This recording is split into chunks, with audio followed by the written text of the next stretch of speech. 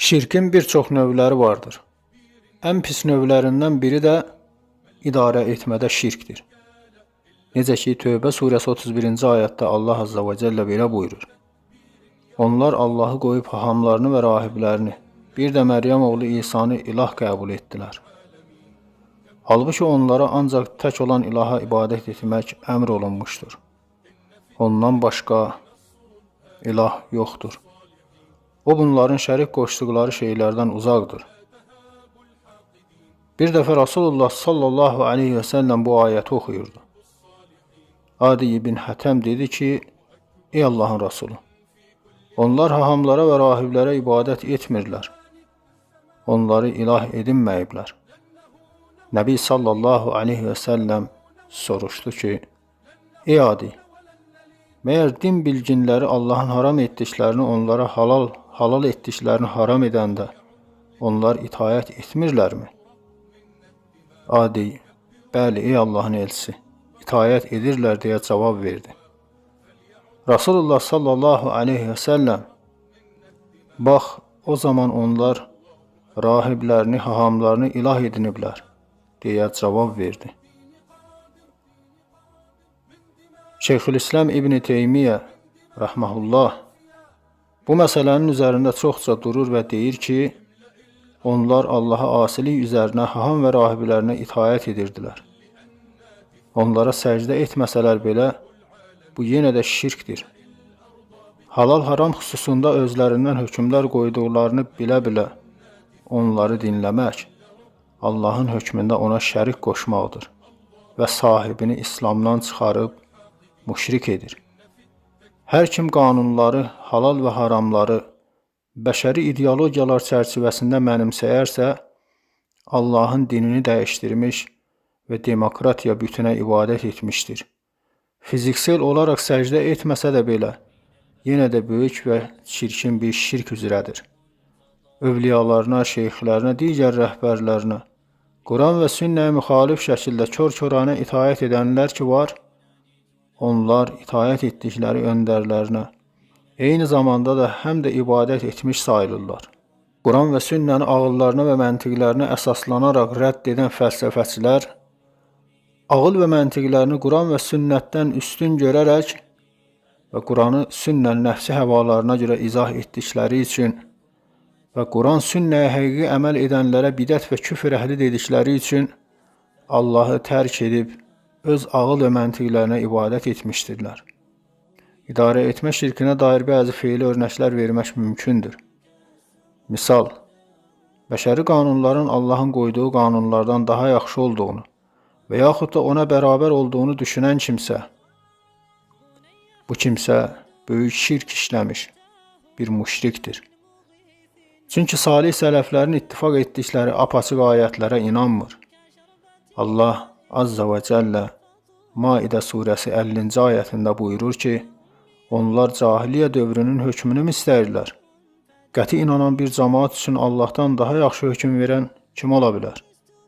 Tin surəsi 8-ci ayətdə buyurulur, məyər Allah hakimlərin ən üstünü deyilmi? Uca Allah sual verir, ey qullarım, məyər qanun qoymaqda, hökm etməkdə ən yaxşı, ən üstün olan Allah deyilmi?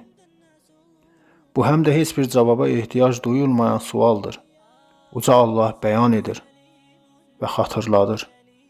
Şirkin başqa bir növü, bəşəri qanunlarla idarə etmənin doğru olduğunu düşünməkdir. Bu böyük şirkdir. Üçüncü bir örnək, Quran və sünnət adı altında fərqli qanunlar və ya yeni şəriət gətirmək və bu qanunlara görə mühakimə olunmağın caiz olduğuna inanmaq və ya bu qanunların Allah qanunlarından daha yaxşı və onunla bərabər olduğuna inanmaq. Şübhəsiz ki, bu böyük və çirkin bir şirkdir. Dördüncü örnək, istəyərək, könül xoşluğuyla Allahın hökmlərindən başqa bir şeylə hökm verən idarəçilərə itayət etmək və qəbul etmək. Quran və sünnənin önünə keçərək, Allahın qanunlarına sayğısızlıq göstərərək, Allahdan başqalarının hökmləri ilə yaşamağın caiz olduğuna inanmaq. Uca Allah Maidə surəsi 44-cü ayətdə buyurur, Allahın nazil etdiyi ilə hökm verməyənlər, məhz onlar kafirlərdir. Baxın, digər ayətdə, Muhammed surəsi 9-cu ayətdə, Uca Allah buyurur, bu ona görədir ki, onlar Allahın nazil etdiyini xoşlamadılar. O da onların bütün əməllərini puça çıxartdı. İdarə etmədə şirkə 5-ci örnək. Allahın şəriətindən başqa bir şeylə hökm edilməsini tələb etmək. Qadınların açıq-saçıq gəzmələrinə izin verən qanunlar tələb edənlər kimi və ya cəmiyyətdə faizin, sələmin icazəli olduğuna dair qanunlar tələb edənlər kimi. Bunlardan hər hansı birini tələb etmək böyük şirkdir və heç şübhə yoxdur ki, sahibini İslamdan çıxarır. Çünki bu məsələlərdə belə tələblər ancaq Allahın hökmlərindən başqa hökmlərə sevgi duyan bir qəlbdən çıxa bilər və bunların Allahın hökmlərindən yaxşı olduğunu qəbul edər. Bu da Allahın hökmlərinə qarşı bir nifrətin olduğuna dəlalət edər. Belə kimsə eyni zamanda böyük ehtimalla həm də münafiqdir. Çünki sizə müsəlman olduğunu və müsəlmanların dəstəkçisi olduğunu söylər. Necə ki, Şeyxülislam İbn Teymiyyə deyir ki, bir kimsə üzərində icma olan halalı haram edərsə və ya bunun əksi və ya şəriəti dəyişərək yerinə yeni bir şey gətirərsə, fuqahanın tamamına görə bu kimsənin kafir olduğunda icma vardır. Və şeyx davamında deyir ki, bir alim Quran və sünnə elmini tərk edib, Allah və Rasulunun hökmlərinə qarşı çıxan bir idarəçinin ardınca gedərsə və dindən çıxaran qanunlarına itaət edərsə, o axirətdə cəzaya məhkum olmuş bir mürtəddir. İbn Kəsir rəhməhullah Əl-Bidayə və Nihayənin 13-cü cildində deyir ki, hər kim Muhammed sallallahu aleyhi və səlləmə indirilən şəriəti tərk edər və şəriət qanunlarından başqa bir qanunlarla idarə edilməyə razı olarsa, o bir kafirdir. Şeyxin burada qəsd etdiyi, Quranın və sünnənin hökmlərini tərk edib Tevrat və İncilin hökmlərini qəbul etməkdir. İbn Kəsir rəhməhullah Əl-Bidayə və Nihayənin 13-cü cildində deyir ki, hər kim Muhammed sallallahu aleyhi və səlləmə indirilən şəriəti tərk edər və şəriət qanunlarından başqa bir qanunlarla idarə edilməyə razı olarsa, o bir kafirdir. Şeyxin burada qəsd etdiyi Quranın və sünnənin hökmlərini tərk edib Tevrat və İncilin hökmlərini qəbul etməkdir. Və sonra sözlərinə davam edib deyir ki, əgər bu təhrif olunmuş səmavi kitablar haqqında belədirsə, o zaman bəşəri hökmlərlə idarə edilmək istəyənlərin halını bir düşünün. Hər kim bunu edərsə, kitab sünnə və icmanın tamamına görə kafirdir.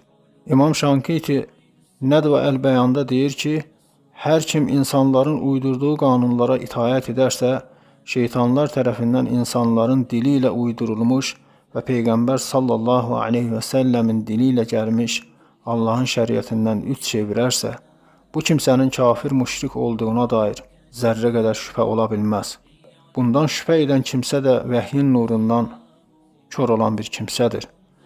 Uca Allah Nisa surəsi 65-ci ayətdə buyurur, xeyr, sənin Rəbbinə and olsun ki, onlar öz aralarında baş verən çəkişmələrdə səni hakim qəbul etməyincə, sonra da verdiyin hökmlərə görə özlərində bir sıxıntı duymadan, tam təslim olmayınca iman gətirmiş olmazlar.